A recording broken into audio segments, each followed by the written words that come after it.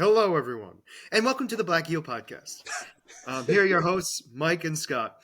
Um, and in today's video, we have actually a jam-packed episode.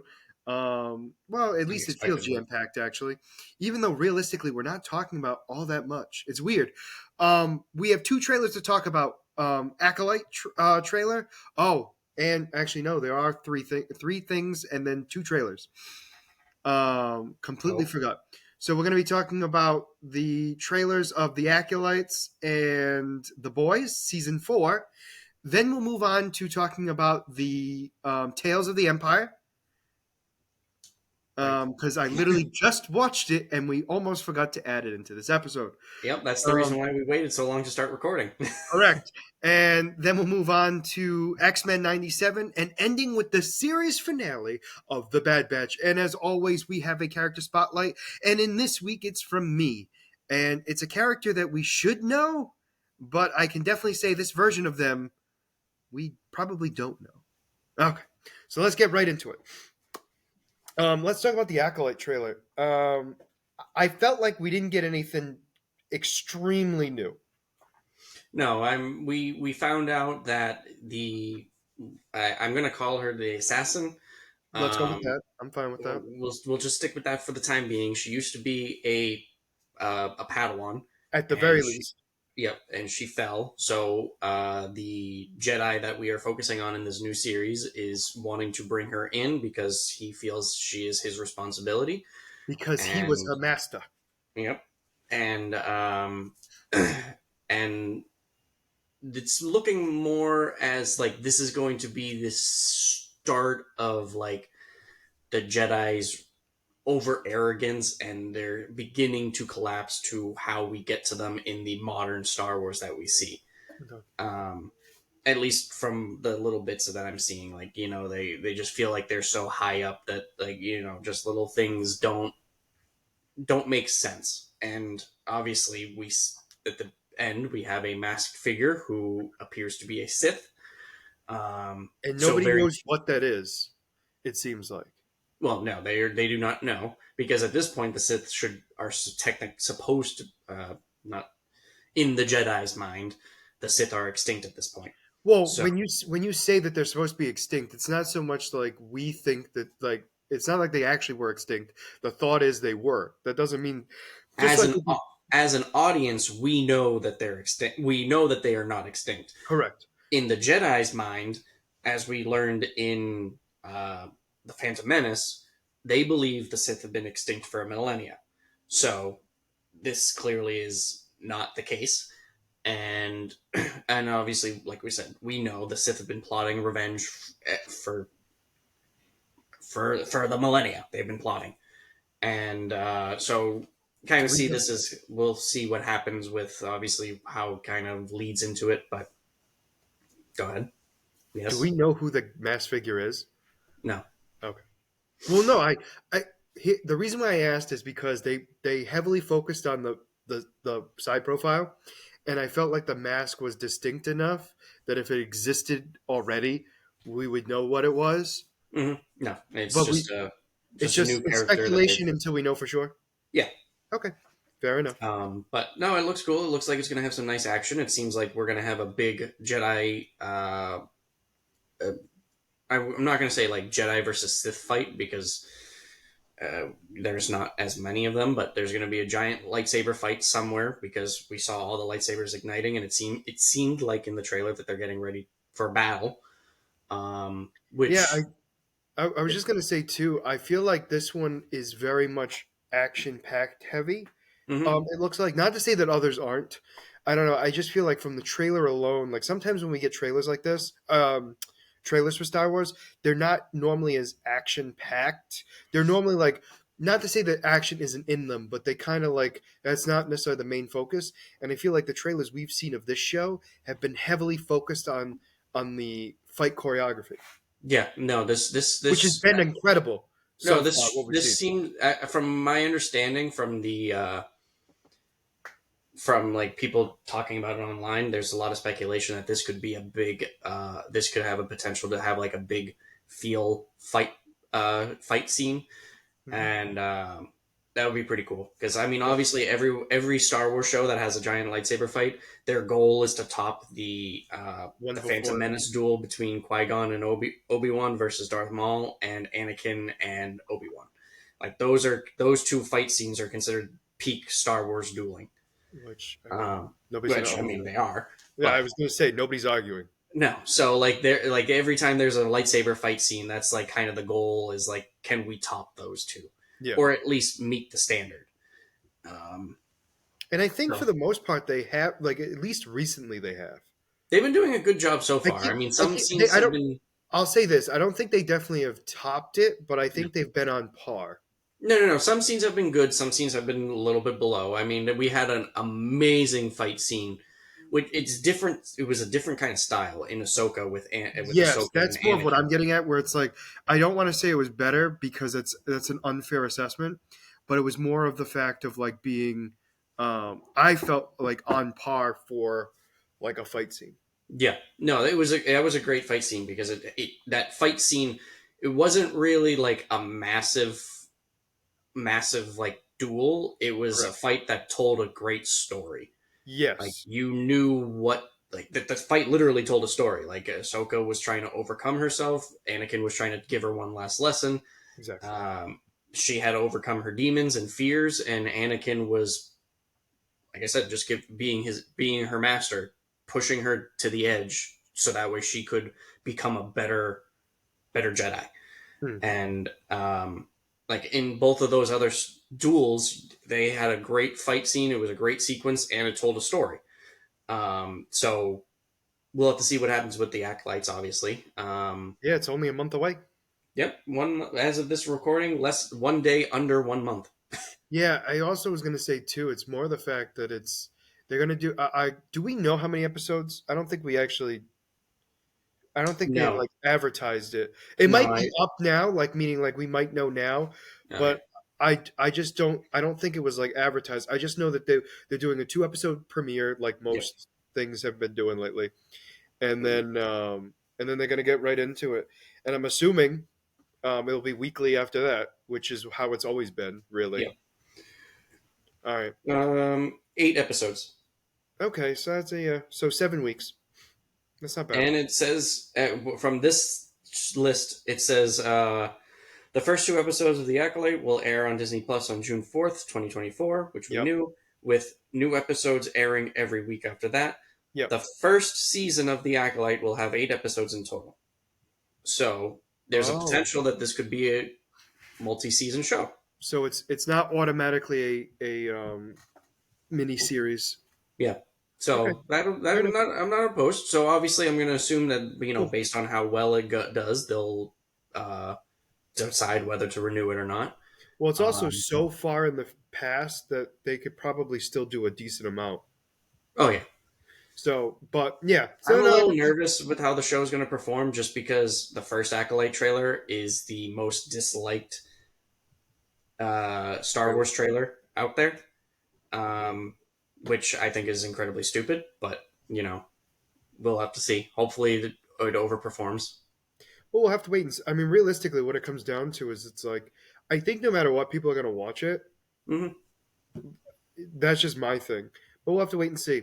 All right, let's get right into the boys. Season 4 trailer. All right, so I got to talk about some actor stuff first. Mother's Milk looks like he lost a lot of weight. Am I the only one that feels that way? He does look a little thinner. Yeah, I mean, I don't like. Obviously, we know Starlight had some plastic surgery. The actress. So she I'm looks not. the same to me. I mean, Well, she looks the same from last season. yeah, that's like Her in the show she looks the same. Obviously, if they continue with the show and if they continue with her character, we'll see if there's a difference. But I Well, I mean, think also too. I think the makeup and team kind of. I hate saying it, but like, but also too, like the photos she posted were like right after it happened, so like she could have healed, and then it wouldn't have also been true. as. So that's a I whole don't other know. thing too. But anyway, not the point. But like that one, I was expecting she was to look a little different, just because she did have plastic surgery done. But Mhm. Mother's Milk was the one I wasn't prepared for because I don't know what's going on with him, but I got scared. Uh, but anyway, so yes, we have all the characters back. We have Huey, Dewey, and Louie. No, Huey, Mother's Milk, Frenchie. Oh my gosh, what is her name? Why am I drawing a blank now? Right, Crap. right, Oh my god. right. Doesn't that Hang on. hurt? Yep. Anyway, Butcher, Starlight, and we have a new member of the boss, and I we don't know actually know who he is. Like actor wise, we do, but Kimiko. Kimiko, thank you. And so they're all part of the boss, and apparently the seven is turned into like it's straight up injustice up in here. Like Oh, they're killing world leaders. It looks like stomping them out and basically showing that they're kings and gods. as Homelander stated in the trailer, it is time for them to stop being celebrities and start being merciless gods. Is that what he I said? want to say this how he phrased it. It was something gods. It was something gods. I'll say that. Um, But yeah, now, no, yeah, I mean, the Deep by himself is kind of interesting, but the fact that he's just bashing people's skulls in with a bat. now the thing that I want to figure out, Oh, do you mean the major thing? I can't wait for this, Mike. What is it? Because I I think want to we're on the know, same boat. I want to know how Black Noir is around. What's up with Oh, that? well, I think Black Noir is actually like a code. Like I think it's somebody else who's taken on the mantle. Oh, you think it's that situation? Okay, I think now what's going to happen is, and they don't know, like Homelander doesn't know it, but I think that's actually a clone of him now. Because okay, remember in the comics, that's what yep. Black That is Noir he was, is a clone of Homelander that's and supposed to keep Homelander in check. we knew that the Black Noir we knew was not, Hmm. but that does not mean this new one is not. Yeah, I mean that could be a good fix to make it more comic book accurate, obviously. So But that also, would work. but it also fits too because it's like it would make sense that he wouldn't know who the new Black Noir is. Hmm. The only thing with that is like obviously then the boys are still going after them, and the Black Noir is still going, fighting with the boys in the trailer. So Well, yes, because I have a feeling, if I remember correctly, Black Noir, I believe, is there to make sure Homelander is still helping the company. I don't think it's necessarily to help humanity for obvious reasons. well, yes, But I think it's more of as long as he doesn't turn on the company, he's gonna do what Homelander wants. Is what I'm assuming. I could be wrong. I very much could be wrong, but I think I'm in the right ballpark. That being said, we have some new seven members. Um, I'm surprised we have another. We have a black woman in the seven. The reason why I say that is just because Homelander. hmm That's honestly the only reason. But that being said, I think he cares less about skin color now, or at least a little less, and it's more of you're either a soup or you're nothing. well, yes, definitely he's more focused on the soups, but at the same time, But his I don't know. girlfriend, his ex girlfriend, kind of makes me think he's racist too. You know what I mean? Like Stormfront. So it's like he Well, is, I but mean, like even with Stormfront, he kind of felt like she was crossing a line a little bit too. I know, which makes me think it's just more the fact of you have to be ruthless and basically be a god for Mm. him to have not even respect, but basically like you're part of my kind. Mm. But I mean, because you can't really, yeah. As long as you're powerful, that's really what he's looking at. Because Correct. like obviously we saw in the last season where we had the uh, blind soup, and he didn't want anything to do with him. So He just killed Daredevil. Well, actually, he didn't kill him. He just made him regular. I wouldn't say regular, but Well, I'll say it this way: not a soup sure. Yeah, is the best way to put it. yeah, that's actually fair because yeah. So, Yeah. but So that's and how just the characters. this season looks like it's going to be absolutely ruthless. It looks like there's going to be a lot more gore, which I know we talked about for like a second before we started recording, where it's like we every season we're like, oh, they can't top this, and then they proceed to They top it. do. Well, like this trailer, like every trailer, right, has made me go, "Wow, that's a lot of blood." Right? Yep. Like there's always been something, and then in this trailer, I'm like, before I saw it, obviously, before I saw it, I was like, it can't be as like bloody as season three. Uh, Wait, was season three the whale?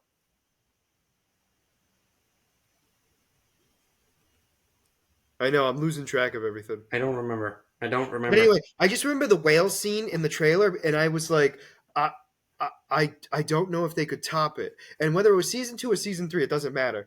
But they keep doing it every time. And in this one, it looks like they're doing it again. And now we're having apparently the main plot, which is something we should already know anyway. Homelander and the Seven are basically wanting to be the rulers of the world. Hmm. Granted, that might not be exactly how that looks. Maybe it's to make Vought in charge, however you want to say it. It doesn't matter. They are pretty much putting everyone under their feet and crushing their skulls. Literally. And we know that Butcher and the boys are going to be using the virus to potentially use against the Seven to kill them so they can stop being destructive. They're not saying this is the final season, but the way Butcher is talking makes it feel like it might be. The way Butcher is saying like he has to do one last thing before his life comes to an end. It. I have a feeling that they might come up with a cure to save him, so that way this series doesn't end yet. I feel like there might be one more season after this. Of just I'm not talking about the overarching universe. No, I'm no, no, I talking know. about just the boys themselves. Yeah, And I have a feeling that like this will make us think it's the end, and there'll be one more season where it'll actually be the end of at least this story of it. The characters might still exist because the universe still exists. But I don't think I think the boys storyline will be done not necessarily this season, but I think in another season. One more, I think. I think one more, because I mean, eventually they're gonna hit a plateau. They're gonna have to kill Butcher and Homelander at some point. I hate saying it. I think it's going to be. Honestly, it's going to be entirely on how popular the show is. If the show does not reach its peak and continues to receive high ratings and people continue to watch it, they're not going to end it. Well, They can I agree. expand it into other shows. So instead of it being like, Well, because they have every Gen year, V and they're supposedly having a Spanish one. yep. So like instead of doing like the boys like releasing every year or release it every other year, then they can hold it off and like expand into the other universe. So like they can do like Gen V. Then well, obviously with the situation with the actor who played Gen V, now everything is on hold until that gets situated. Which is understandable. I mean, for Yep. obvious reasons, it makes sense So because he played a major role. yeah, no, yeah. But like if they add in more shows, like instead of the boys season 5 coming out in 2 years, it could come out in say 3 years or 4 years. They No, can that's fair. expand on the other parts of the universe, and then just like every few years, be like, oh hey, here's the main universe coming back at you. You Okay. know, Yeah, I guess so. I just didn't think of it that way. I just think like, and maybe more things will happen that will get to that point. But I feel like Homelander's got to be killed soon. If not this season, definitely next season. Like so, because and the reason why I say that is just because he's getting to the point where he's getting at the level of very much concern. what do you mean he's getting to it? Well, apparently I thought we were there and it's not there. So we it, see his son throw somebody into a building and he turned into a pancake. A I bloody pancake. I have to say, like in each trailer, for each season, they had one trailer with showing Homelander and his maniacal laugh, and it gets more and more terrifying each time, No, and 100%. I 100%. love it. 100%. I am actually more scared. I'm not even scared. I'd rather him kill. Like I hate saying it. I'd rather watch him kill people than watching him like actually like snap mentally cuz it is terrifying. It is 100% terrifying and um Yeah, I'm just curious at what's gonna happen. I mean, like we have an idea, we have a decent idea of what's gonna happen, Hmm. but like at the same time, there's a lot of stuff we don't know, and they're definitely gonna be gruesome enough where, um, I mean, they're hunting down all the starlights, starlighters, Starlighters. sorry, Starlighter. starlighters, and killing them, which is, I guess, going to be the new name of the boys, as weird as that sounds, because they're on her side, as weird as it sounds, so they're Starlighters, Yep. which I have no problem with whatsoever because they are still the boys. It's just they're using it as a political campaign to be like, Starlighters are bad, and we got to stop them because it's making America sad. So you have to understand though, is like the title "The Boys" isn't really like Well, it's not a real title. It's it's not not a a real real title. title. It's just It's you're absolutely right. It's not a title whatsoever, and I think um what was I going to say? It's more of the fact of like you're absolutely right, but um, it's it just how do I want to phrase this?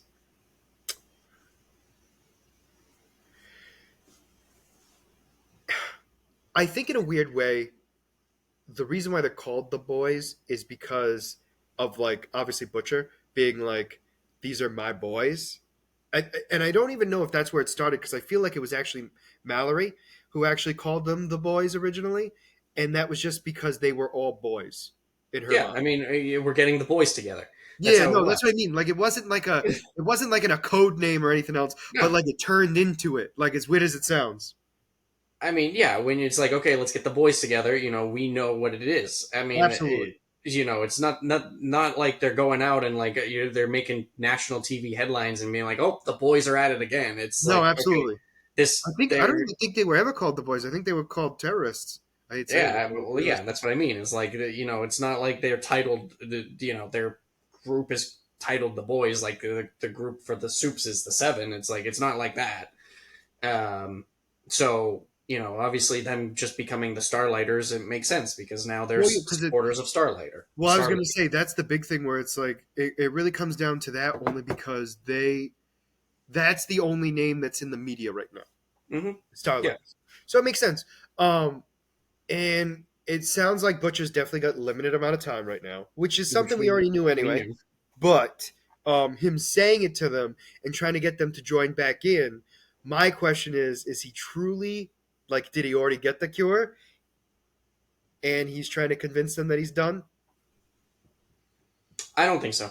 I don't think that. Uh, I don't think so yet. but he's well, no, but I feel like that will eventually come this season.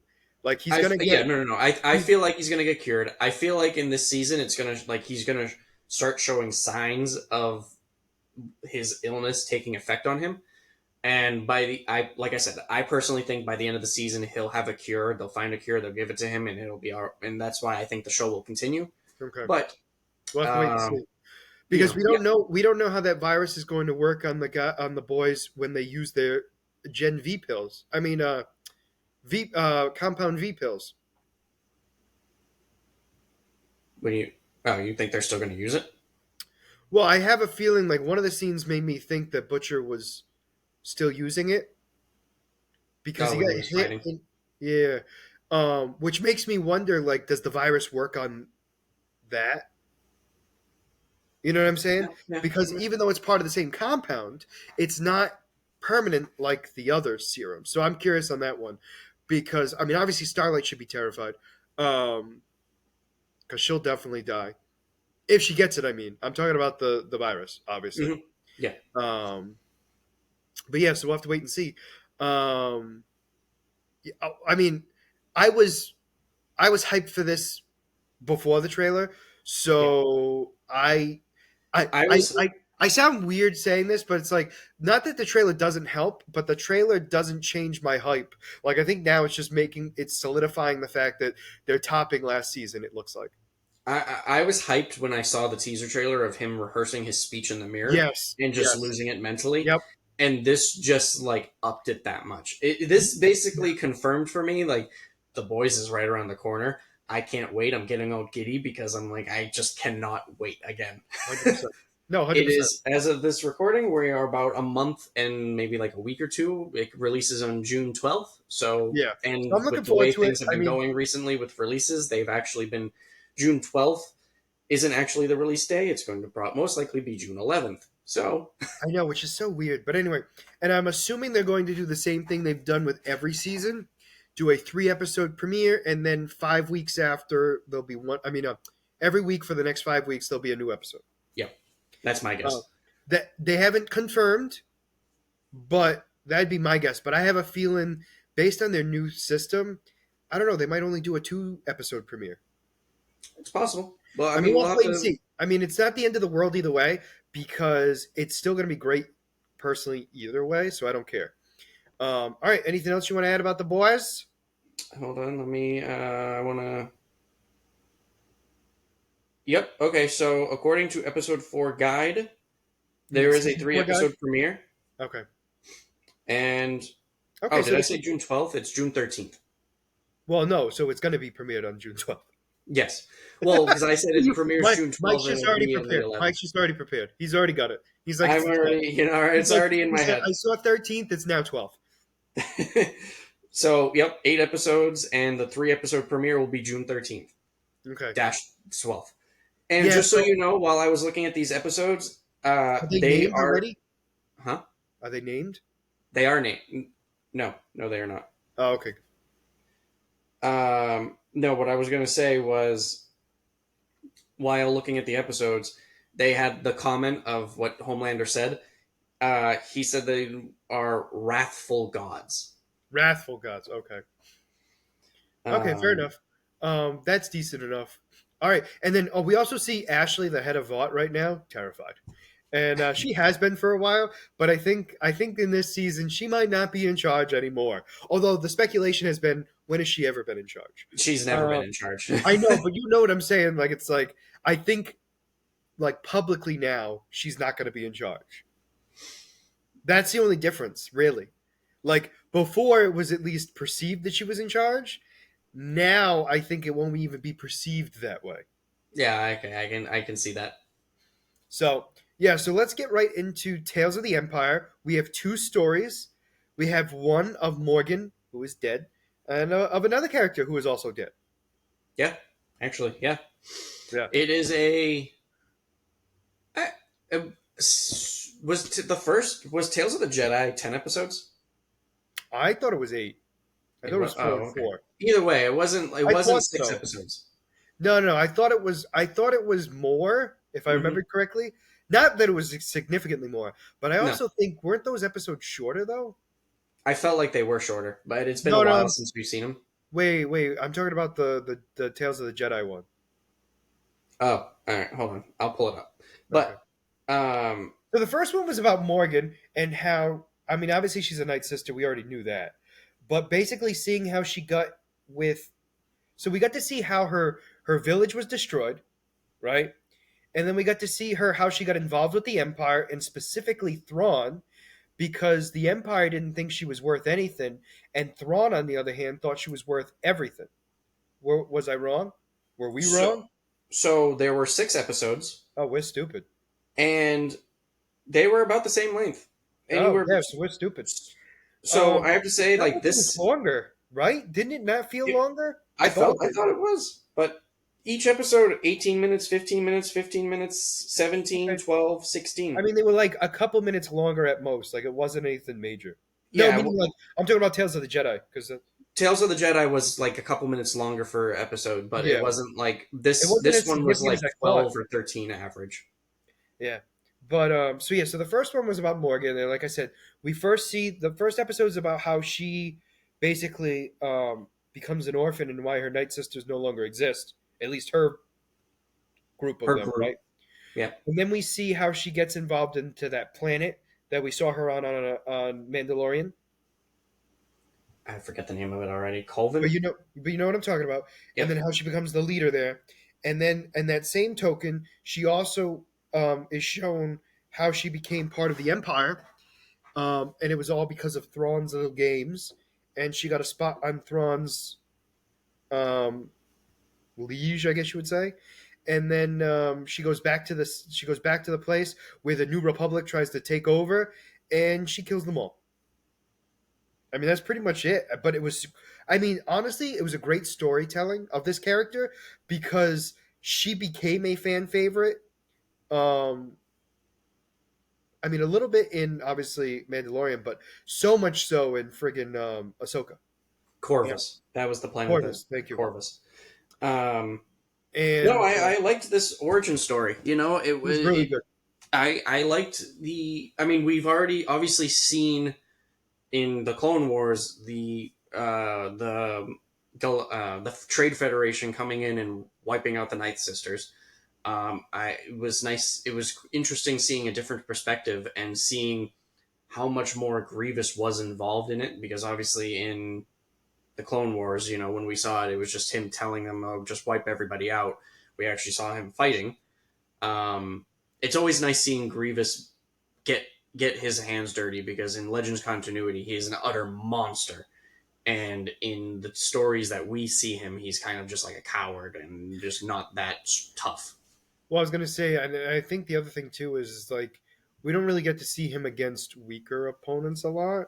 He's Hmm. normally up against like the big ones. You know what I'm saying? Like Which is at his least in point. at least in Clone Wars anyway.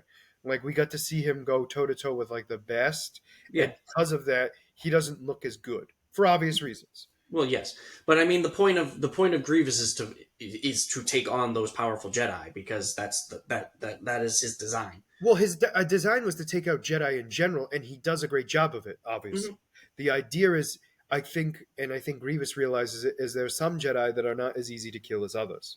Oh yeah. But no, great storytelling for that for sure. I think out of the two stories, this one was the one that seemed like I was the least surprised about, I guess you would say. Mostly Yeah. because we kind of figured her story a little bit. Obviously, not to the detail of this for obvious reasons, Hmm. but definitely so. And also, like the Mountain Sisters are different than the Night Sisters, Yep. which I don't know how they're different. It, It's just different beliefs, I guess. I You know. guess, yeah. Like I would guess that it's similar between. I would imagine it's similar between Jedi and Sith. I mean, Like she believes more in the light and the peacefulness of it, and yeah, then Morgan feels more of the blood and the destruction. yeah. Like The Night Sisters were dark side energy, and probably the Mountain Sisters were light side energy. that would be my assumption as well.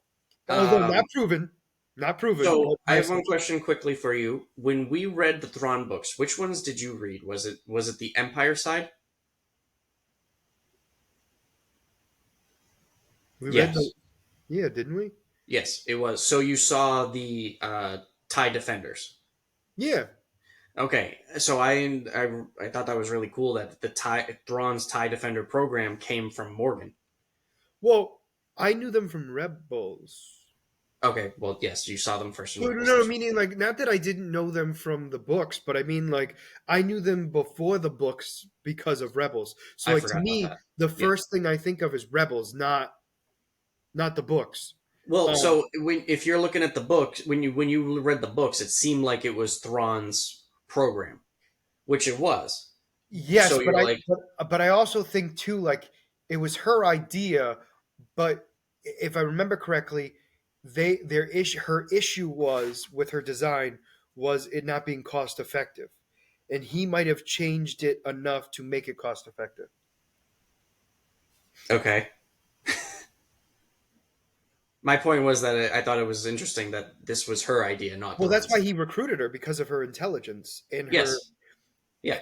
and I think that's what was kind of interesting because it was kind of cool to see like when the guy was like, "Hey, why do you want to be a part of the Empire? Because the Empire is phenomenal." And he's like, "Oh, all right, I'm done with you. Goodbye." And Yep. it's just like in my mind because I'm so used to like that being the only correct answer that the fact that it's not is hilarious to me Hmm. because it does make sense because nobody joins the Empire for the Empire.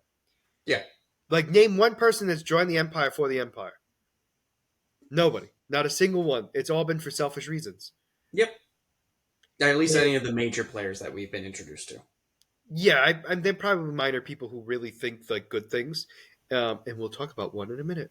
Um, Well, actually, no. When we read the books, uh, Thrawn's little buddy. oh, that's true. Yeah. That's true. That's true. But yeah, it's but not many. We'll say Yeah, that. like I said, the major players 100%. join it because for selfish reasons. Correct. So yeah, I mean that was a good story. I thought. I mean, I don't know. There wasn't really much to talk about. I just thought it was good. No, Uh, it was a good origin story. Like I said, we saw how she got to where she is, and when we saw her in Ahsoka, well, Mandalorian. Mandalorian. So we kind of get the full broad stroke of like her childhood, her joining the Empire, and then her after the Empire fell. Hmm. So I think really it was a great like three-story arc to get us through. So now the next one is I already forgot her name. Barris Ophi, Thank you. The Barris, right? I thought she was one of the Night Sisters. I mean, not Night Sisters. Sorry, one of the Inquisitor's sisters. Inquisitors. Yep. And I was right and wrong at the same time. Everybody thought she was that particular one that we saw in Rebels. Yes, but I was also wrong Hmm. because it wasn't the right one. If you understand what I mean. So anyway, in this one, we see that she is imprisoned, and Order 66 happens, and yet she doesn't get killed. And it's ironic to me because they don't consider her a Jedi, and it's because of that she lives. Yep. She was spared And because of then that. So that's the fourth sister. Who was that? That fourth. is a that is fourth sister, Lynn right? is the fourth sister. Yep. Yeah, because she was the one from. She was in Obi-Wan. Yes, that's the one I was thinking Yep. of. And so anyway, yeah. So they had this. So she then brings Barris in with two other Force users. I'm saying it that way because I'm assuming they were both former Jedi. Hmm. If Um, they're in the Inquisitor program, they're going to be most like they're most likely former Jedi. that's what I figured as well. So anyway, one of them leaves and gets killed. Although we don't see it, we're pretty confident that he was killed. He's very dead. So then the Inquisitor, the Grand Inquisitor, tested Barris, while the fourth sister tested the guy. Hmm. And apparently, the Grand Inquisitor was very happy when he got hit, which is a rare thing to see when dealing with lightsabers. That you're happy you got hit, um, and he was thrilled that she's leading into the dark side. And then the final test was between her and the guy to the death. And if one of you chooses not to fight, you both will die. And he only throws one lightsaber out. The guy grabs it and starts going after her. She's trying to convince him otherwise. And then finally she snaps and snaps his neck with the force. And then Pretty dark. she becomes one of the Inquisitors. Hmm. And at this time it looks like there's only four Inquisitors. Yep, it was Merrick, the Inquisitor from Tales of the Jedi that Ahsoka just completely bodied, and Lynn, um, Oh, who is that's the what it was. fourth sister. Oh, Uh, never mind. Who was the other guy? Because there were four. Merrick. Merrick. Yeah, Merrick is who again? He was the one in Ahsoka. He was the one that like when she killed him, he He kind turned to of dust. turned to dust. Okay. Because he was already dead, but we Yeah. didn't know that. Okay. Yeah. Um. Okay. And then they met their new master. Yeah, which didn't he didn't really do as much as I was expecting. He just kind of came in I and think sat I down. think his presence enough was enough. I don't know. I know we were expecting more from him because he was in the trailer. Because literally, his scene in the trailer was his whole scene. Yeah. Well, yeah. I mean, the only difference was he walked over and sat down. Yeah. That was it. Um, um, and then she. So then the. I don't even remember what episode was which now, because I feel like the first episode was her joining, the and then the first second episode was her joining. The second episode episode was was her. them hunting down the Jedi, Yeah, and but then then her split. her then hunting down the Jedi, and then she realized that she no longer actually was as angry as she was. She is a Jedi at heart, and then Where she also thought she killed the fourth sister. Yep. And then the last episode was Many years later, I'm many assuming. years later when she's become a healer. So it was a nice time jump. It was one of those things where fans have always wondered what happened to Barris because when the Clone Wars ended, she was imprisoned. So We, now we I saw. mean, I would assume we all thought that she was killed, Yep, that was and pretty then much. obviously we just assumed she was the sixth sister, seventh sister, I don't sixth know. sister Yeah, seventh. from Rebels, the Yeah. Rebels one. And that's who I thought it was, especially with that mask on. I really did think it was her for a bit, and then obviously I figured out it wasn't. Everyone did. Um, but I yep, did, seventh sister. Yep. yeah. So I was. I'll say that I was a little disappointed how the last episode ended. Yeah, Um, I kind of so like with everything going on, it was kind of like, oh, what was the point of this kind of thing? I But I guess we got the end of her story, or like proof that she wasn't the person we thought she was in the Star Wars universe. But like we don't like none of what we saw leads into anything that we're aware of.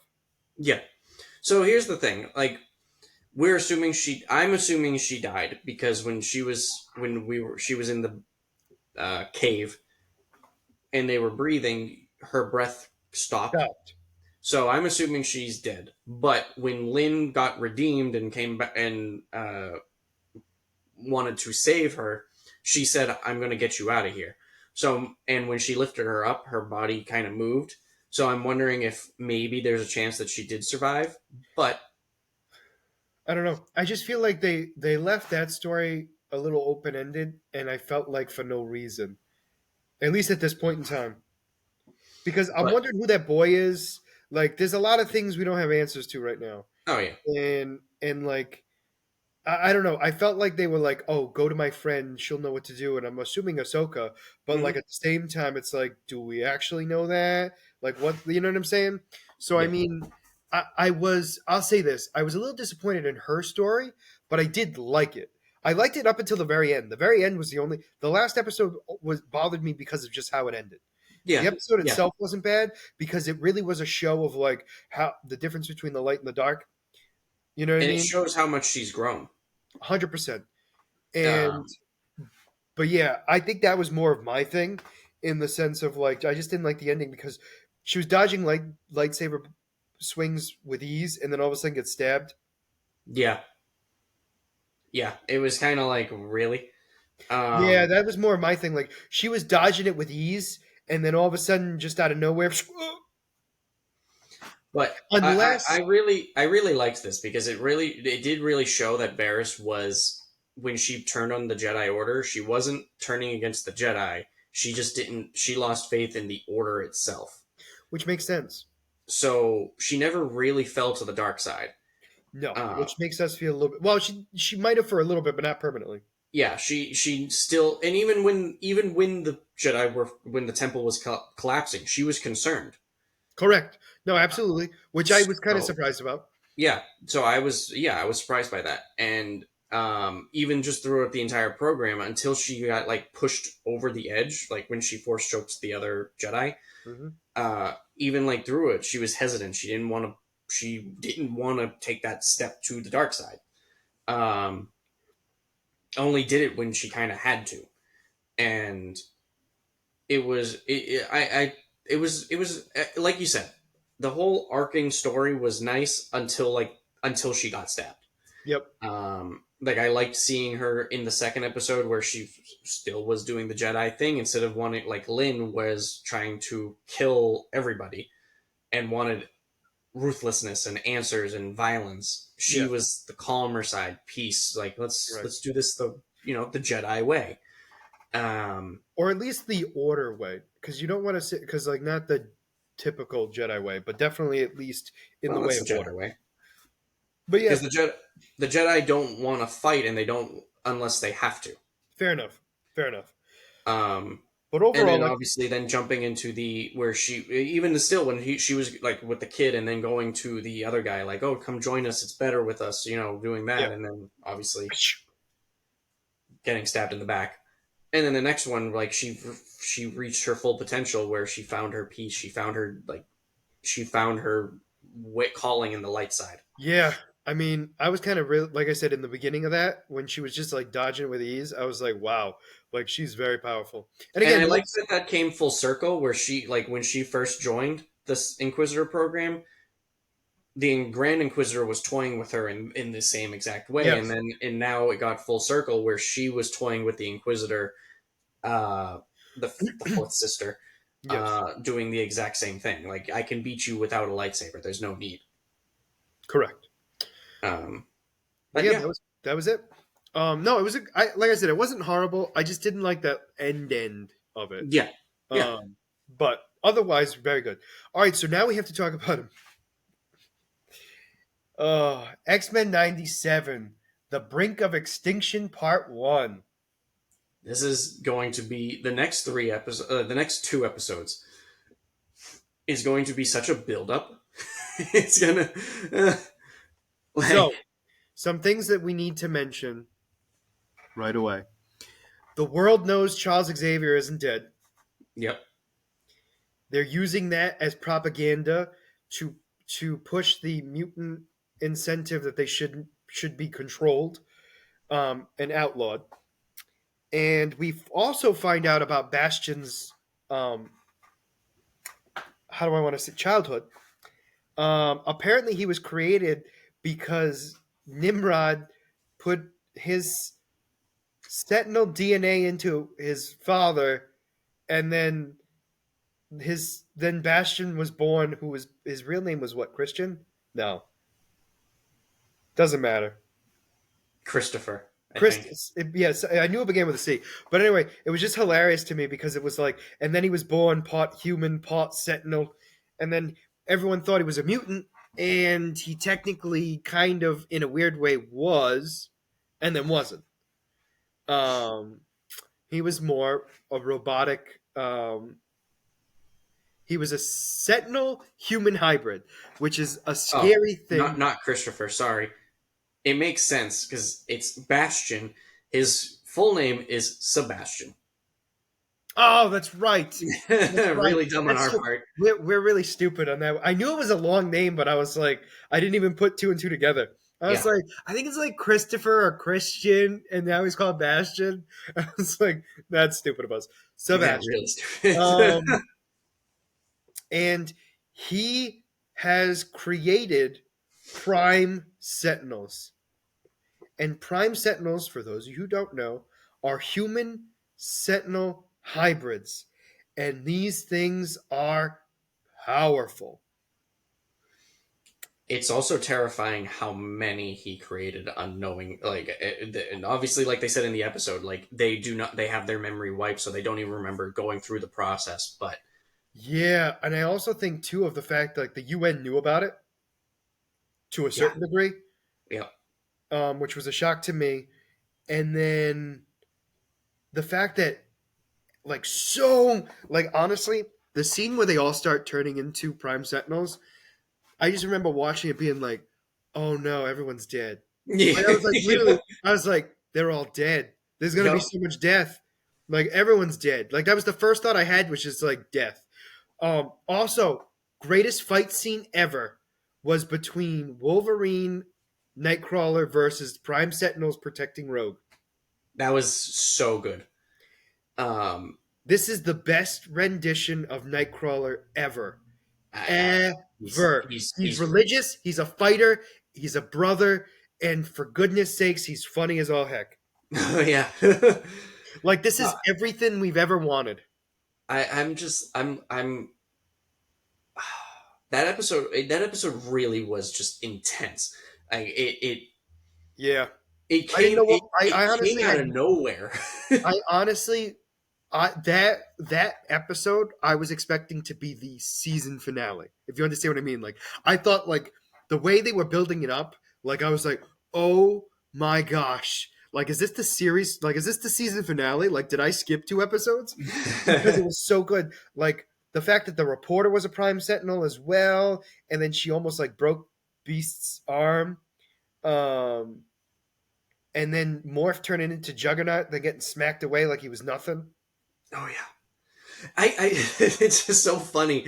I continuously get stumped whenever Morph transforms because Juggernaut shows up. I'm like, where did Juggernaut come? Morph. It's And like I'm like, did every you not see time. him transform? Like he morphs in front of us. The thing that kills me is he does morph in front of us, and you seem to never know that. No, he doesn't. It's Yeah, he does. sometimes yes, but in the Juggernaut case, I thought he she was did. no, he He, was she he was in the exact same spot where Morph was, so I didn't even question it. I was like, it Morph. just so like the Prime Sentinel was just fighting someone, and they turn around, and all of a sudden Juggernaut is coming with a fist. I'm like, Oh, where yeah, did Juggernaut exactly come right. from? Yeah, so many Prime Sentinels, terrifying. We got the Summers family fighting together. I was also not prepared for Bastion's mom to be a Prime Sentinel, although I wasn't surprised. But at the I same, I saw it coming. I did, but I don't know what I was expecting. I'll say it this way. How about this? I thought she was a Prime Sentinel, but I wasn't prepared to see every like thousands of others pop up with her.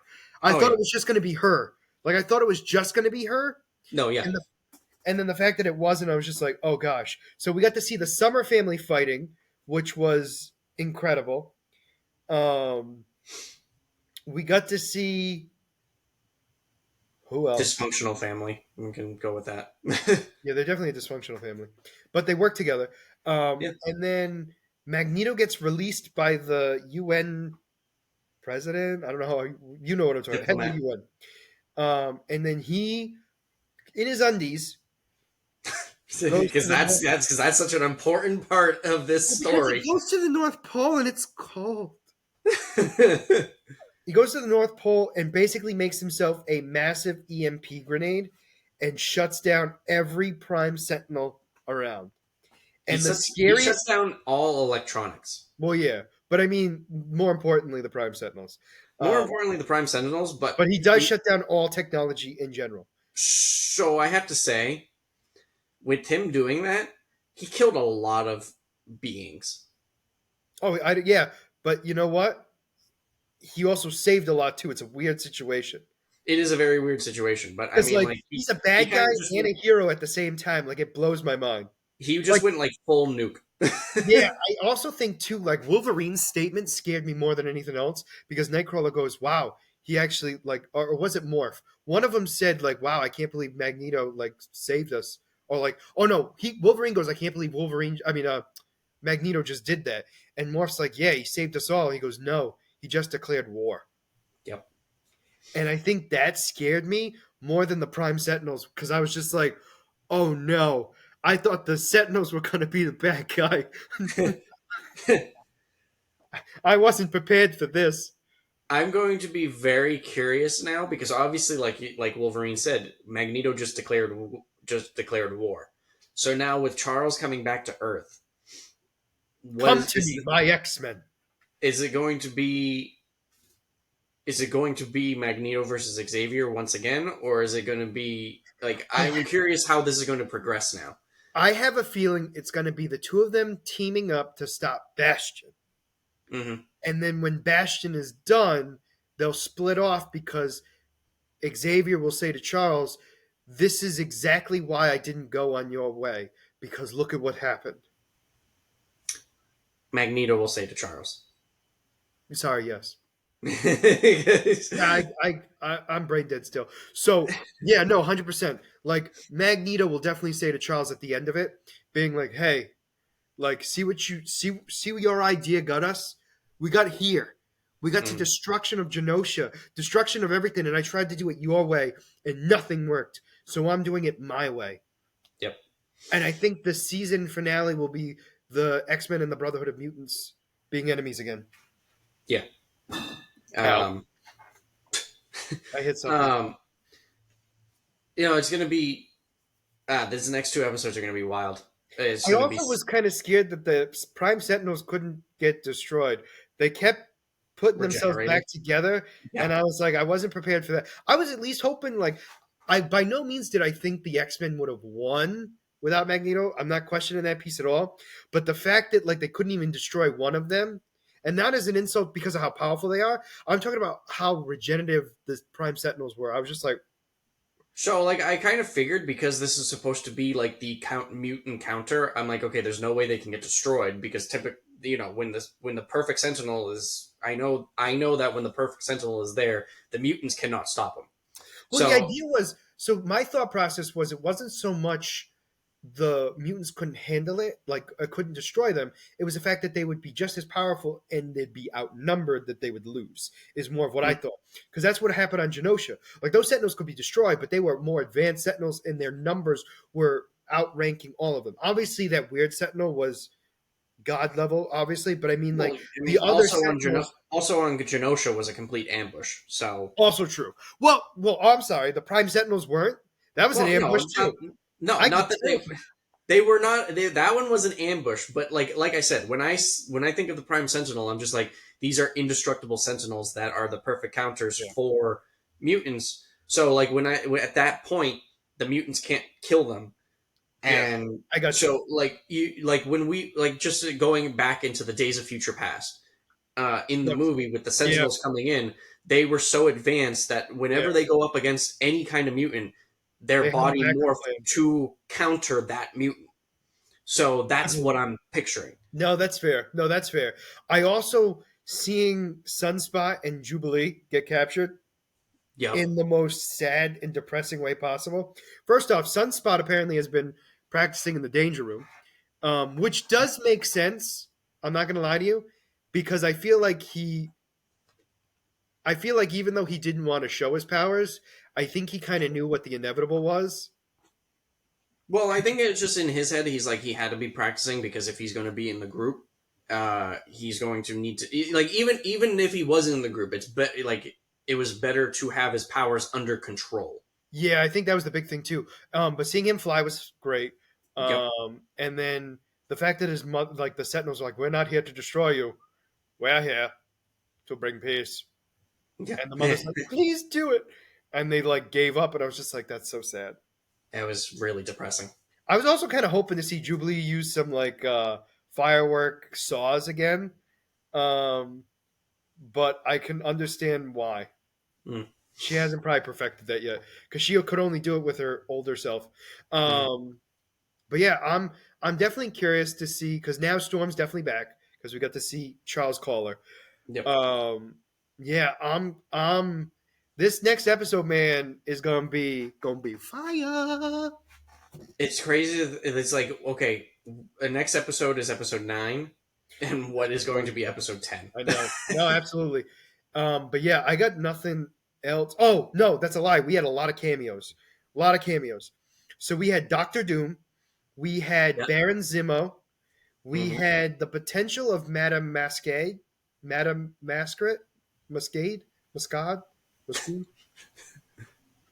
Um, we never saw her face. We saw her outline, but Hmm. it's not confident we know who that was.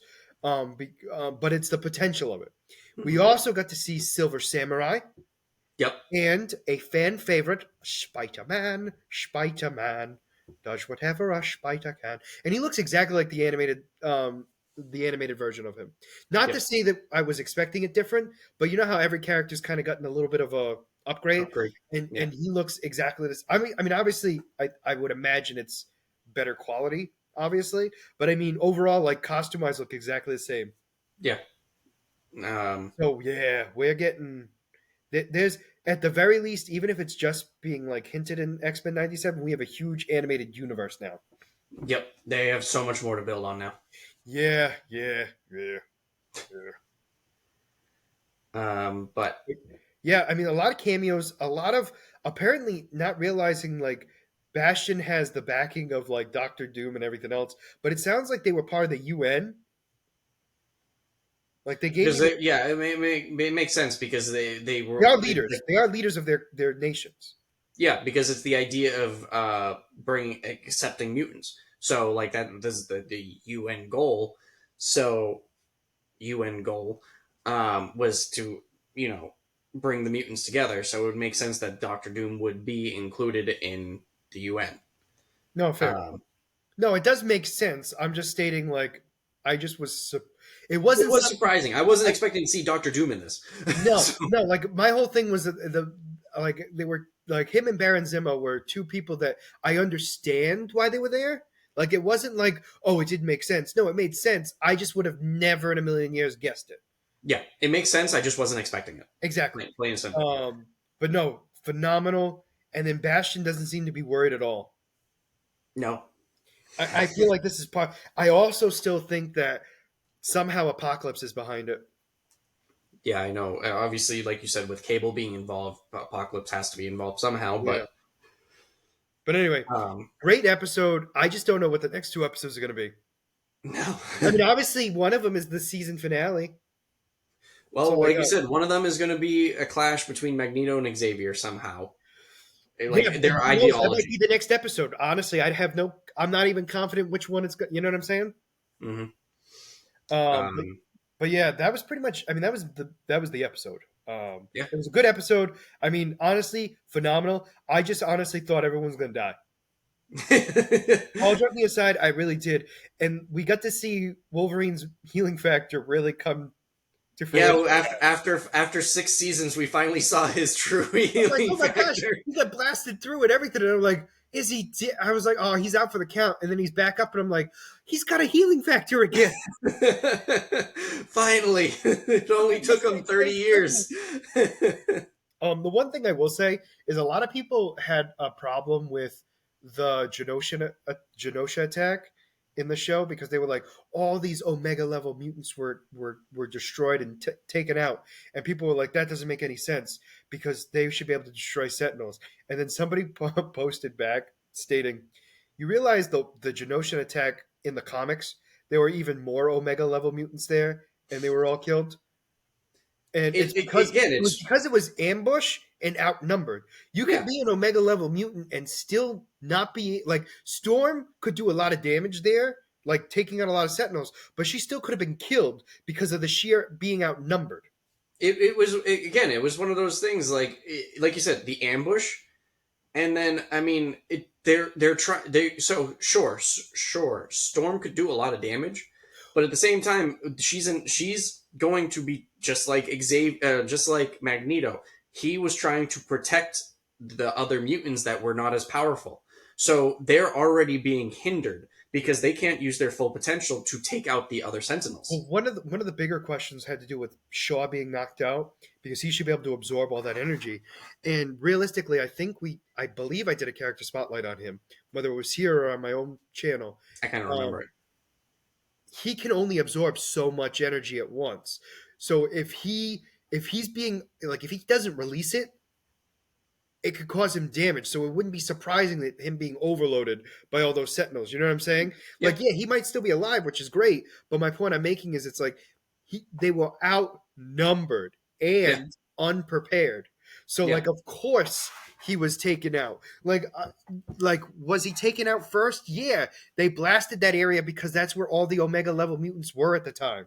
Yep. And like you said, so like going off of that, like the so because it was an ambush and the mutants weren't prepared for it, the Sentinels' prime targets would be the Omega level mutants 100%. because that's their biggest threat. They Absolutely. know, and anytime like Because the others will be easier to take out. yeah, in every instance when Magneto was trying to fight back, they stopped attacking the other mutants and And only started attack him. targeting him because that's their prime objective. Because if they don't take him out, they can lose, Mhm. and they know that. So, people complaining like, "Oh, the Omega level mutants would be able to handle it." Like, not really. There No, are so many hindering factors that worked no. against them. Here's the thing. You're 100% right. But even if you took away Magneto protecting everyone, he still would have been taken out. He was Yeah, taking damage significantly, whether we want to admit it. And I know you're not complaining about it. I'm just stating, like, no, yeah, in general, it's like he still would have lost. Like, mhm, would he have taken out more? Probably. Like, yeah, like, like, would he have done more damage? Probably. But like, I don't think it was so significantly different, like that it was such a problem. Like, yes, he was definitely weakened due to the fact that he was trying to be a protector more than a warrior. You know what I'm mhm, saying? Because I feel like Magneto. in a different instance would have been a warrior instead. But at the Yep. same time, I don't know. I feel like regardless of Charles Xavier in general, wanted to protect Magneto always wanted to protect mutants in general. Yep. So I don't think he would have changed much of what he was doing. The only I mean, it's not like there were humans there that he was protecting. You know what I mean? Like Yeah. it Yeah. wasn't Yeah. so it's like for me in my thought process like nothing like Magneto did everything that I expected him to do and unfortunately it just he was overpowered. That being said, I did think he was dead and obviously I was wrong. Yeah. Um It's like the same thing, like with Magneto. It's the same thing with Storm. If Storm was there, I feel like she definitely would not have been able to do as much as she like as much as nearly as much because of the fact that she, if she's trying to cause storms to destroy these Sentinels, she would also be worried about causing damage to the people around her as well. exactly. And she'll be over focused and because of that she'll be more aware of her surroundings of the people, not of the sentinels around her, which will take her out. Yep. I feel like any like it depends on the Omega level mutant, like their morality. Like Agreed. Magneto and Storm focus on the mutants. Hmm. Shaw, sure, he doesn't really care as much. He cares But he more about also was himself. taken out first, along with Madeline. Like Madeline Pryor is also an Omega level mutant. You know what I'm Yep. saying? They were Yep. taken out first because they were ill prepared, and because of that, they were easily taken out. Like if Yes. Shaw was able to, figure out what to do, he would have been in the fight too. But unfortunately, he was one of the first ones taken out. I mean, Yep. think about it. Magneto and Rogue were also attacked as well. Hmm. Like the main area was attacked first. Yep. No. Yeah. But yeah, Absolutely. Yeah. No. Nothing that in that situation was was a wrong. win situation for the No, but it mutant. also wasn't wrong either, meaning like everything happened the way like it made sense to. Like Yep. nothing nothing was out of the ordinary, right? But yeah, the Prime Sentinels man scared me, so I'm curious of what's gonna happen. Overall, great episode. We have two more left. Let's get into the series finale of the Bad Batch, unless there's something else you want to talk about.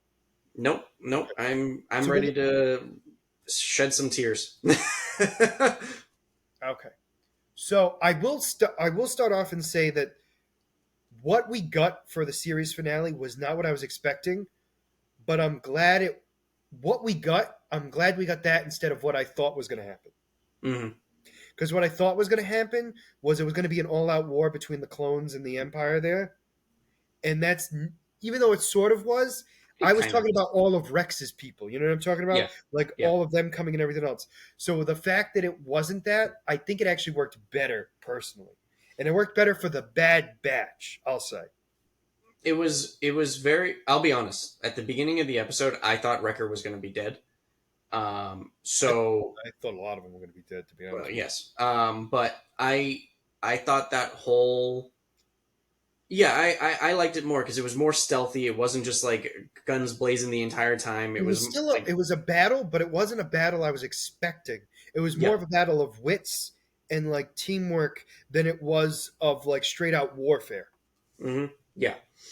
It it was a great ending for the series, the what the Agreed. series was. Agreed. Um, I have to say right off the rip, I'm a little disappointed in one that we never found out about Cody. Fair enough. Um, Fair that's enough. kind of like the only thing that I was really disappointed in. I was, But the rumor is there's going to be another. Well, the rumor was there was going to be another series with Rex being the yeah, lead, which we could find out what happens to Cody there. it is possible. I'm just like in this series, I was kind of hoping that we would have gotten some Well, that's answers true. for him. But I mean, I was a little disappointed that we never like that Tech wasn't actually one of the shadows as far as we know. But It again, also didn't I ruin it. was, Like yeah, I accepted his death, so it's like I was a little disappointed, but it's like it's not actually like it wasn't as I wasn't as disappointed about that as I was with Cody. I thought when the helmet came off, we were going to see Tech's face, and I was going Yeah. to be like, "Oh no, not like this." And then if we didn't, I was like, "I feel so much better. I feel I so much." thought it was going to be so much more emotional if Tech was one of them while they were fighting and like in that situation and that like caused them to freeze, especially with the fact that like so in this episode where we really got the emotional side of Crosshair, Crosshairs. um, about how like you saw him he blames himself for Tech's death. So He blames himself for a lot, but yes, specifically Tech's death. specifically Tech. He blames himself for the group falling apart. He blames himself for Tech. He blames himself for the Empire going as strong as it was. And he But also blames himself kind of for the ghost protocol, like the ghost, the Shadow. ghost, the shadow ghosts. I mean the shadow clones. Sorry, But so like, I'm thinking of Marvel. Sorry, I'm thinking of Ghost. My apologies. but it's like the him going through him basically admitting like this squad is dead. Like we Hmm. can't do it. We need Tech. Tech is the final part of our team, and without him here, we're nothing. So I was like, if Tech was one of those clones, it would have absolutely devastated the entire group, and like it would have made that scene that much more heartfelt. You know? Yeah, but I'm glad they didn't because I don't think we would have gotten what we got. No, no, no. It would have changed the entire directory of Yeah. the last episode. Also, Emery helping out the younglings to get them off planet and everything else was nice. Um, and then Echo and Omega going back to save the brothers, which was really depressing, especially seeing all those shadow clones. There are four or three? Four? I feel like there were four. I think there were four. Yeah. Um, a blade, a shooter, a javelin, and one had like two knives. Yeah. Maybe there was five because there was a sniper. Well, no, that's the gun guy. Oh, you were considering them both. Well, no, Yeah, there were. I think there were two guns because there was one with rapid fire and then there was a sniper. maybe I'm thinking of the blade guy as two different people because I think Thanks, he had maybe. multiple blades. Yeah, Um, maybe that was it then. Because yeah, there was three. If I remember correctly, there was three on the bottom, yeah, and then and then one there on was top. the gun on the top. Was it the gun Guard. on the top? I didn't think it was the gun on the top. I thought that was the javelin guy. The javelin guy was on top because that's who Wrecker fought. Well, I mean, once the Bad Batch got released, I think they kind of like split up, kind of thing. At least off of my memory. Um, because I thought I remember when they started attacking, the Yeah, guy on top was shooting. I thought, could be wrong. I didn't think so, but I could be All wrong. right, I'm probably I mean, misremembering it. again, I mean, they all could have had blasters as well, so it's not like it's all that shocking. But I just know the guy on top had the javelin. True. So, like when he was fighting Wrecker, that was the javelin guy, and that was the guy that was up there the whole time. So he could. They definitely do have blasters, I think, and maybe he did use it to prove a point, like to shoot, because you're not going to shoot a javelin, obviously. So I mean, it makes sense that he was using a blaster at that point. But once he was going against Wrecker, he was using the javelin. So it turned into a huge fight.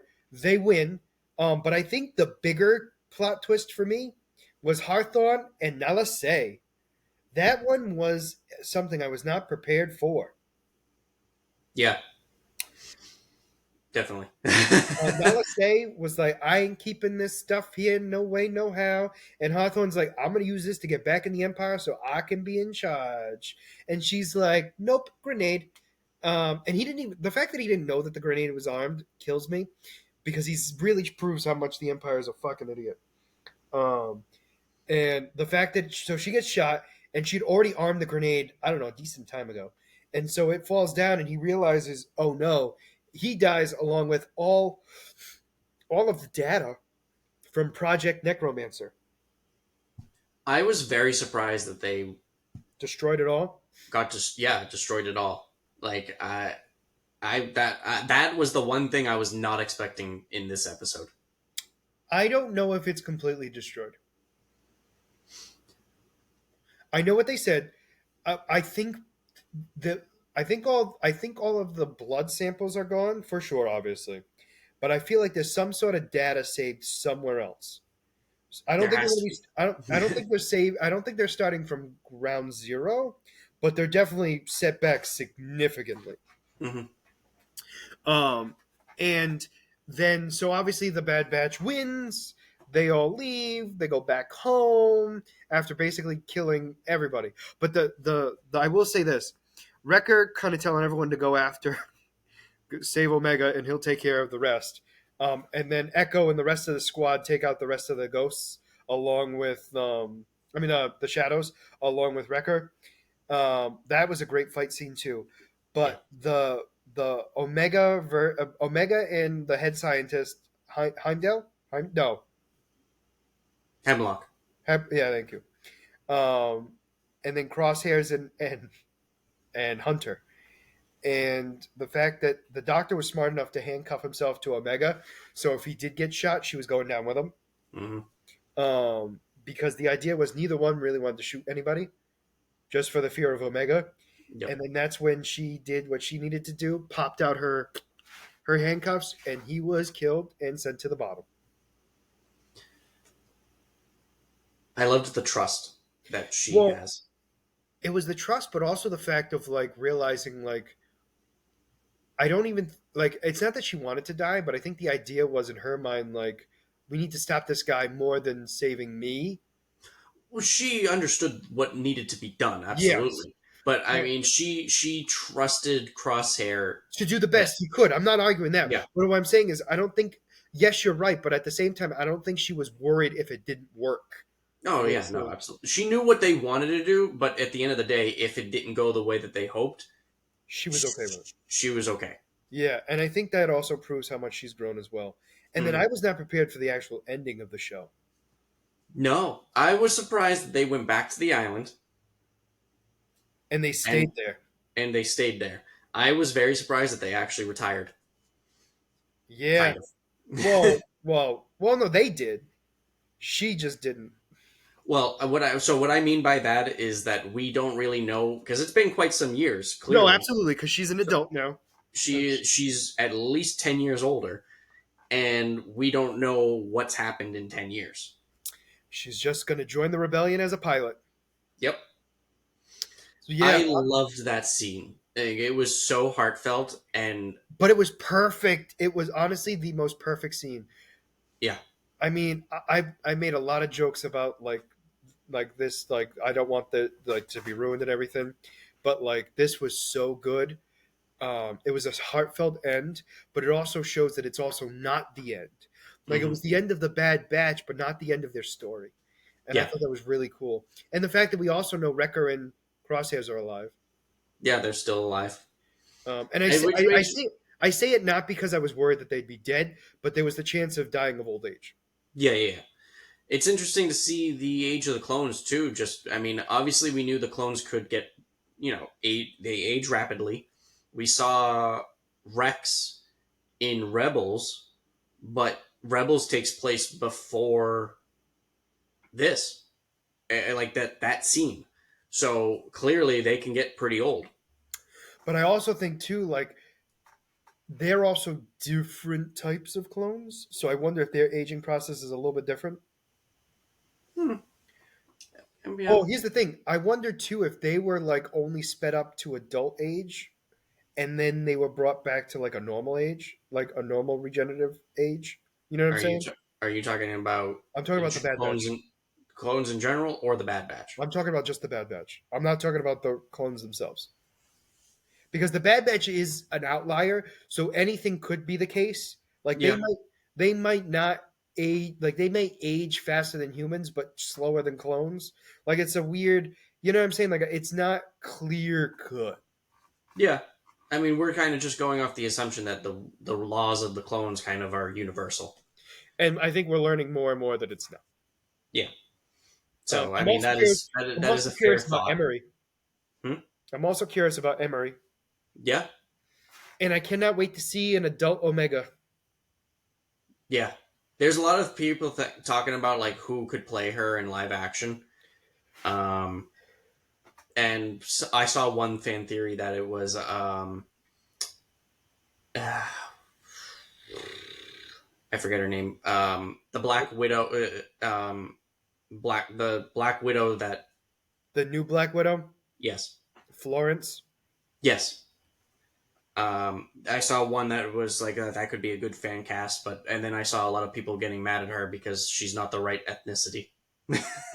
Well, yeah, because you got to think like the clones come from Boba Fett, and the actor who plays Boba Fett is, I believe, Pacific Islander. Yeah.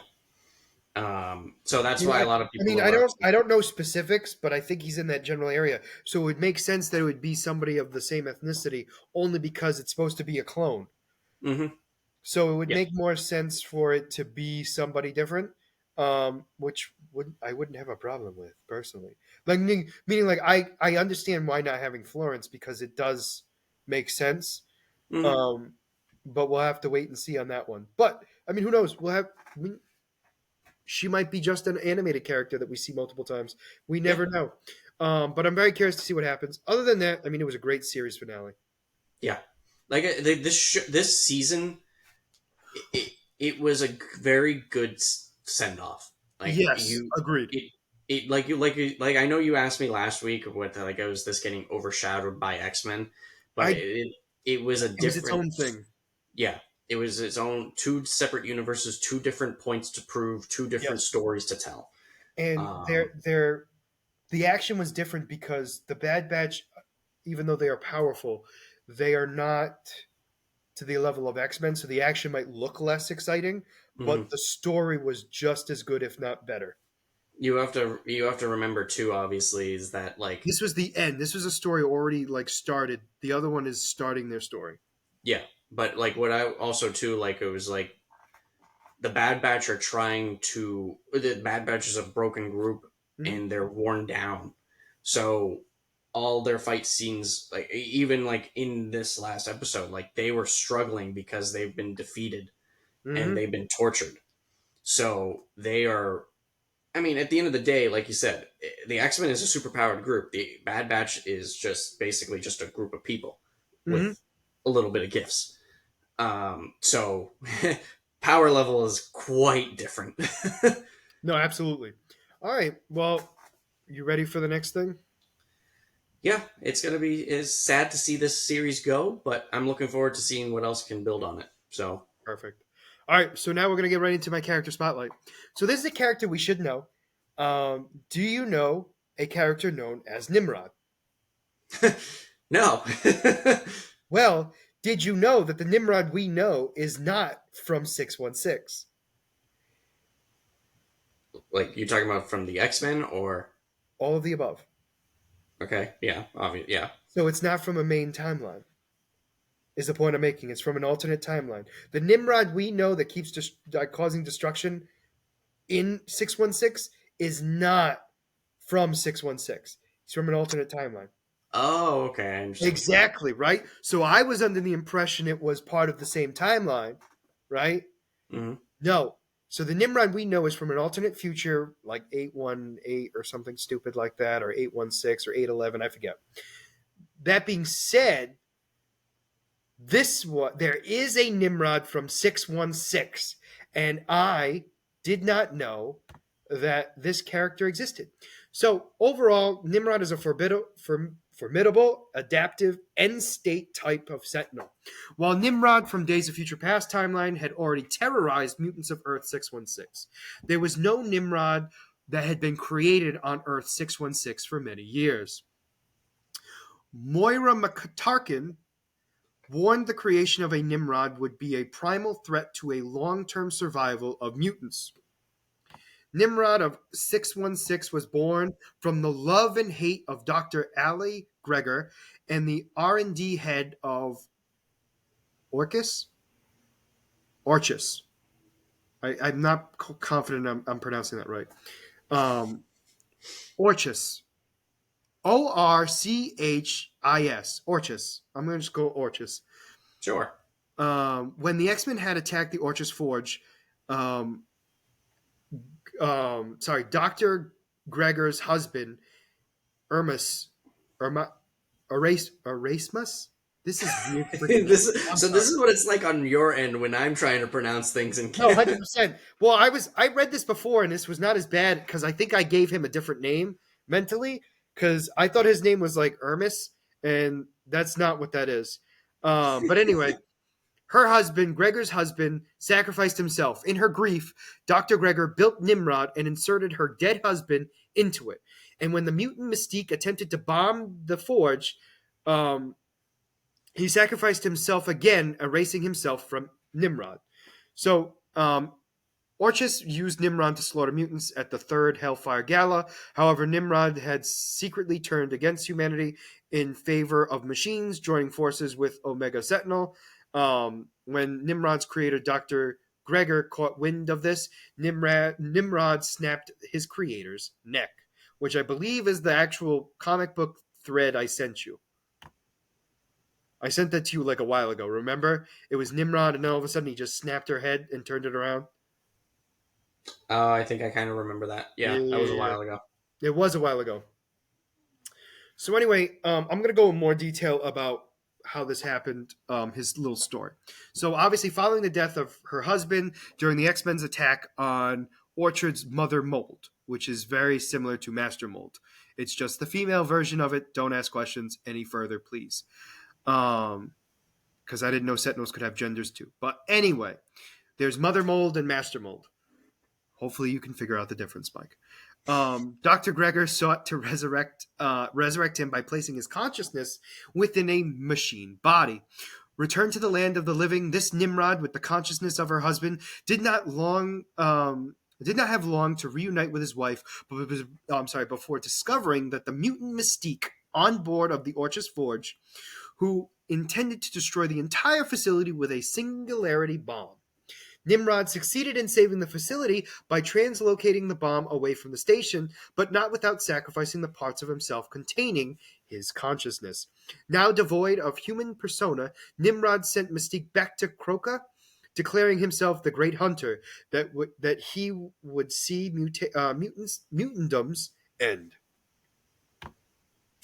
Over time, he obviously joins forces with the Omega Sentinel to destroy mutants from 616. Why is his speed not? That's weird. Okay. His power. So that's actually all of Nimrod from 616, because most of the Nimrod we know is from Earth 811, which is kind of cool. And that is The one we that, know. that you said is the Days of Future Past. Yes. Think of that, right? Yeah.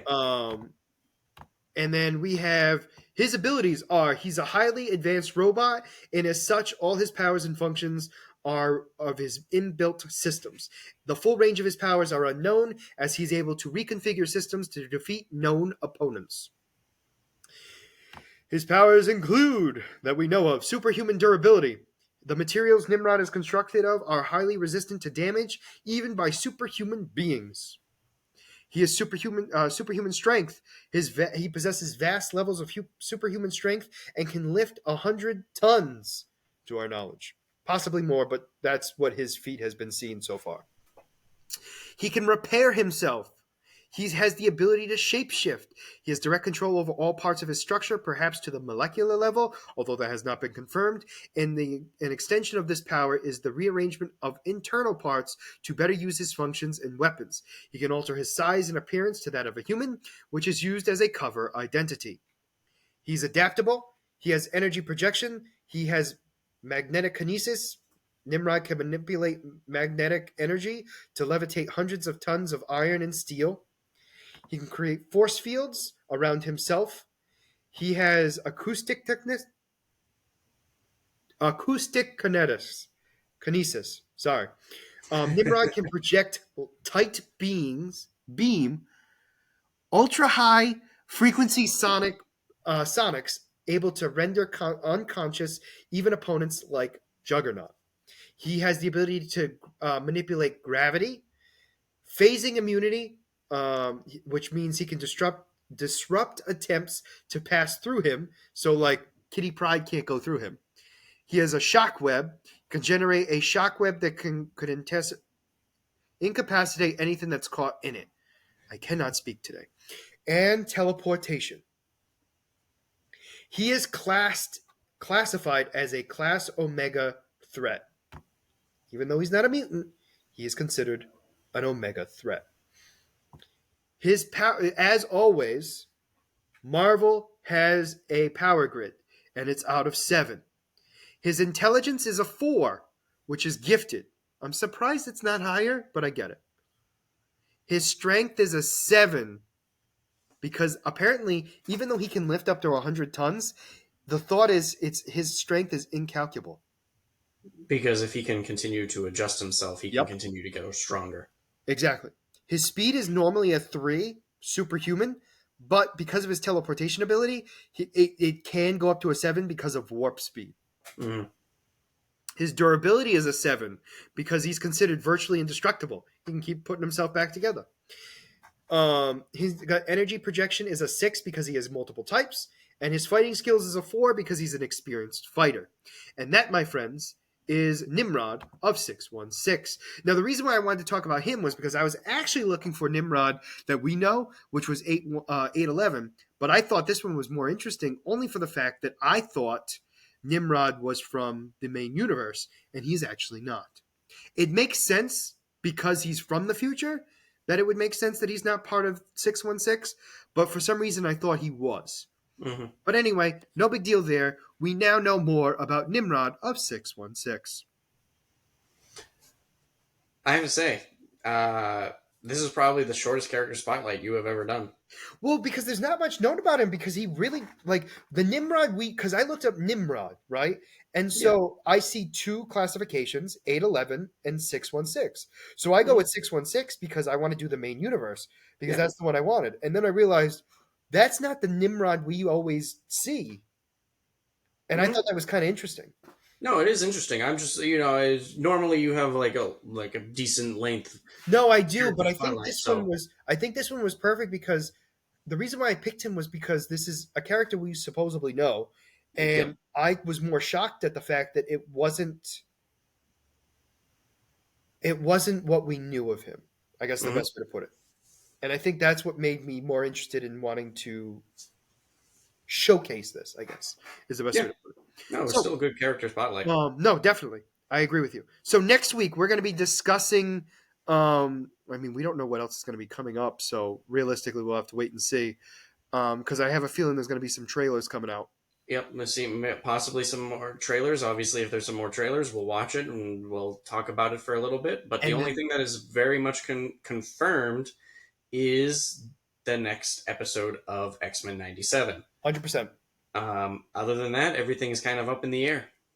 correct. And like I said, we'll be getting ourselves prepared for the next two things coming up, which is Acolytes and the Boys. We'll have we'll have we'll have a couple weeks of downtime Oh, mm, because there's only 2 episodes left of X-Men. The next thing coming out is Acolytes, I believe. hold on. Um, No, you're so right. Here's the thing. You're yeah, right. I'm not arguing that piece. What I'm getting at is I think we only have 1 week off. is it only 1 week? Yeah, because then the following week is the premiere of Acolytes. So we have So one it's this this week week, and next week. and then the following No, week is 2 weeks. Because this week we have episode 9. Next week is Mike, episode Mike, 10. Mike. We have 2 episodes of talking about X-Men 97. So that brings us to the 19th. Yeah. No, that brings us, sorry. That brings us to, Oh, okay. Yeah. No.